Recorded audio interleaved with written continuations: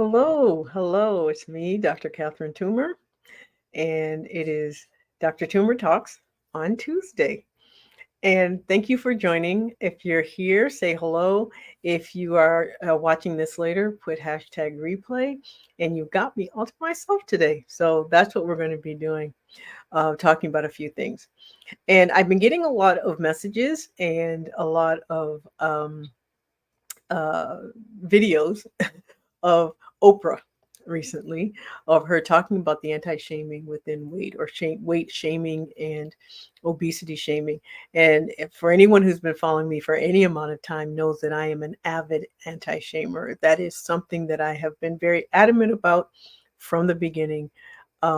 It was very traumatic for me over 20 years ago when I needed help to lose weight, to get my health in order. And rather than being helped, I was shamed. And so one of the things that I talk a lot about is how shame is internalized. And sadly, when shame is internalized, and then we're expected to advocate for ourselves when through that trauma. And so we get blamed for being overweight as if it is a character flaw. And then we're blamed when we don't have the will, the motivation to do anything about it. Again, added flaw. And then we're expected to defend ourselves against the attacks, which, for many of us, it may have happened throughout your life. And so at an age when you were too young to develop ways of overcoming. And so one of the things that happens is that it's a self-perpetuating trauma, because we're told something's wrong with us. We believe then something's wrong with us, and then we behave in ways that makes that trauma even worse. Our self-esteem is affected, our decision making is affected, our social interactions are affected. And so when you make decisions based on from a place of fear, from a place of trauma, from a place of low self-esteem, it just perpetuates, and it affects your health, it affects everything. But what it also does is it costs people a lot, either biologically, psychologically, or socially, and not just the person themselves, but all those around them. And so one of the things that happens is that people who depend on someone who may not have the physical capacity to do the work that's necessary, or to live up to certain things that are necessary, suddenly become bothered. And in that bothering state, they actually perpetuate the trauma even more. Something that uh, medication has done is that it's made it very, very obvious that our brain is affected by glucose dysregulation. Anyone who knows anything about the brain knows that there's only two things that the brain uses in order to function. That's glucose and that's ketones.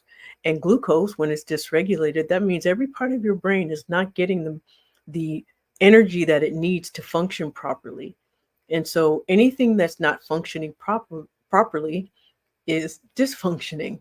And so if it's your brain, it can be everything that's controlled by your brain. So that also means emotions. It also means pleasure centers. It also means that driving for appetite, and appetite suppression, or food and food choices. But it changes what happens with food within your body, and so it also then becomes a self-perpetuating situation. And unfortunately, obesity and being overweight are the only things that we can be that is acceptable to discriminate against. It's acceptable to laugh at. It is acceptable to blame the person for their diagnoses, their disease state. In no other case is that In no other instance is that the case. And what's sad is that the people that we turn to for help, like physicians, harbor a lot of the bias and the prejudice that perpetuate again some of the trauma, and the very people we need help to overcome this. And so, if you ever want to know why something is, look for the biological, psychological, and social cause. And then, if you want to find out what it does, look at the biological, the psychological, and the social impact. When we are talking about people who who are being discriminated against on any level, but particularly for something that is outwardly obvious, there are ramifications that we all pay for. If someone's productivity is reduced because they are not able to seek treatment, they're not able to seek help. If we don't allow people to do something about their diagnosis, then it does perpetuate, and it is very expensive. It's expensive in insurance premiums, it's expensive in work productivity, it's expensive in secondary diseases and those treatments that those disease states require. It in every social thing around diagnoses, every social thing around treatment, then also gets passed on to the family. And so, in the instance now where we see the opportunity for GLP-1s to be used to help people lose weight for treating obesity, it's still a problem. But that is an indication that there is still a problem with bias and discrimination that has absolutely nothing to do with the medication. And so check your bias. Like I always say, if the only time you have a problem with someone treating their diagnosis, oh, hi, Chris, thank you for joining. So as I was saying, is the only, let me see, hide that again. Sorry.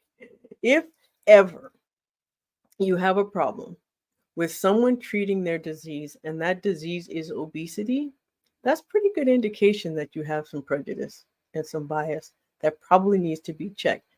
And what's very interesting is that in people who come to me for other members of their family, often it is because they have a problem with that person being overweight, having obesity, and not realizing that their attitudes are actually making it worse. Especially with parents, there are a lot of, children do not buy their own food, they don't cook their own food. Their attitudes about food are instilled in them from when they were growing up. So, whatever they are, wherever they are, it's always the parent who has to check themselves. And so, when parents complain, you often get a perfect storm of parenting plus genetics leading to the issue. The other that happens, you also have instances of social currency in combined with people's personalities. And that's when you end up having issues around food, food behaviors, and the like. And we all seen it, and everyone reacts differently to trauma. But when it comes to being overweight and having obesity, it's really, really important to really understand where you are, whether you are overweight or not, whether you used to be and you're not anymore, whether you're worried about becoming. It's always really important to really examine who you are, where you are, because ultimately there's a high cost when we don't.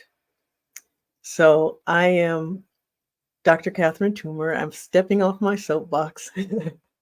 And If anyone is interested in learning more or talking to me more about what I did today, please send me messages, leave comments, your questions in the comments, or you can DM me. Send me an email at courage@drtoomer.com. That's not an accident that I use the word courage, because it does take courage often to make that first step, to make that introduction, to ask for help, because so many of us have been shamed in that asking, by that asking, because of that asking. And so um, there was one thing that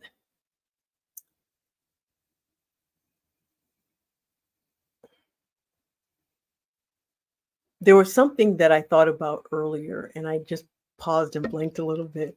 But there's something I thought about earlier about how we can help one another to get through some of the traumas that we've been through. Because the truth be told, I have never, ever, ever met anyone who was extremely obese who also didn't have some type of childhood trauma, either emotional trauma, physical trauma, or sexual trauma. And so when you see someone and where they are, yes, it's outwardly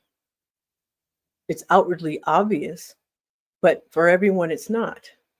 But we tend to sympathize with those who are not reacting in a way where weight gain is a result. So be kind, be emotionally generous.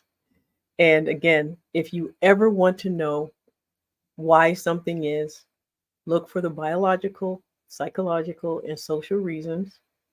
And then also look for, um, follow the money, because there's always someone who's benefiting from whatever state someone else is in.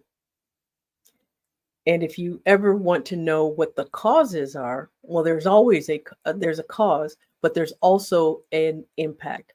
And it's really important to examine the psychological, the social, and the biological impact of whatever situation is in order to understand it, in order to check our bias and to check our prejudice.